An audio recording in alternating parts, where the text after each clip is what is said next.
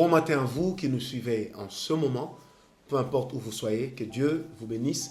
Nous rendons grâce au Seigneur qui est le maître des temps et des circonstances, lui qui a renouvelé notre souffle de vie ce matin. Et oui, après tout ce qui est en train de se passer actuellement dans le monde, nous avons un Dieu qui est vivant et qui continue à veiller sur son peuple. Ce matin, votre serviteur Francis Ngawala, que je suis, va s'entretenir avec vous sur un thème important.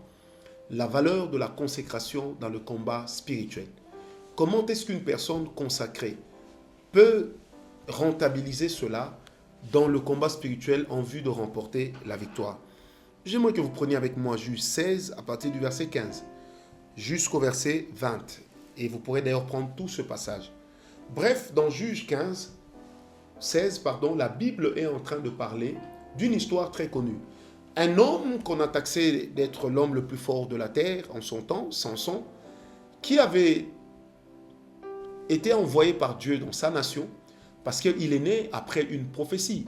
Lorsque l'ange est apparu à Manoah pour lui dire, voici, la femme sera enceinte. L'ange est apparu à la femme également pour dire, tu ne prendras ni liqueur forte, tu ne prendras pas de boisson enivrante et tu auras un fils. Mais à ce fils-là, sur sa tête, le rasoir ne devra point passer. La consécration, c'est quoi? C'est ce qu'on appelle également en hébreu le naziréa. Un nazir, c'est une personne qui est consacrée et le naziréa, c'est la consécration. En des termes simples, je voudrais dire ceci. La consécration, c'est l'ensemble des choses à faire et des choses à ne pas faire pour atteindre un but. Donc vous sous-entendez déjà que dans la consécration, il y a toute une batterie de disciplines que l'on met en place afin d'atteindre l'objectif. Une personne consacrée est une personne qui a une vision. Une personne consacrée est une personne qui a des exigences. Une personne consacrée est une personne qui a un but. Ne pas travailler à sa propre consécration viendrait à dire qu'on ne sait pas où on va. Alors, la consécration est quelque peu différente de la sanctification. Parce que lorsque nous nous sanctifions, nous voulons ressembler au Seigneur Jésus. Nous voulons avoir la nature de Dieu qui croît en nous. Mais lorsque nous nous consacrons, c'est pour un but. C'est pourquoi la consécration peut être limitée dans le temps et même dans l'espace. Vous savez, lorsque l'Éternel a dit à Jean-Baptiste qu'il ne mangera pas de viande et tout, mais c'est parce qu'il devait préparer le chemin du Seigneur.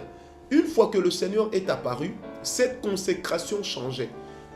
Une fois que Jean-Baptiste a baptisé le Seigneur Jésus, il n'était plus la voix qui devait crier dans le désert, puisque celui qui devait marcher sur la voie était déjà arrivé.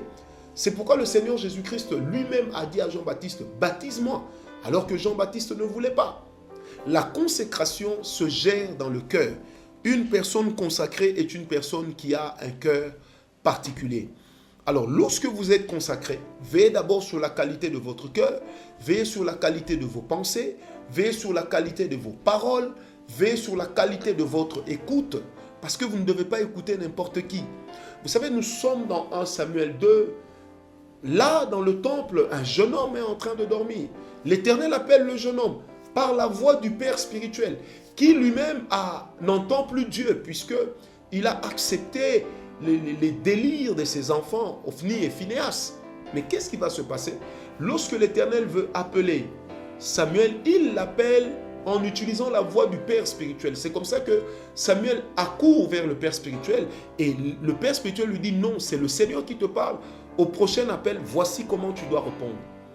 Mais pourquoi Dieu l'a appelé au milieu des personnes qui sombrent dans le péché et dans le compromis? Simplement parce que Samuel était une personne consacrée à l'Éternel.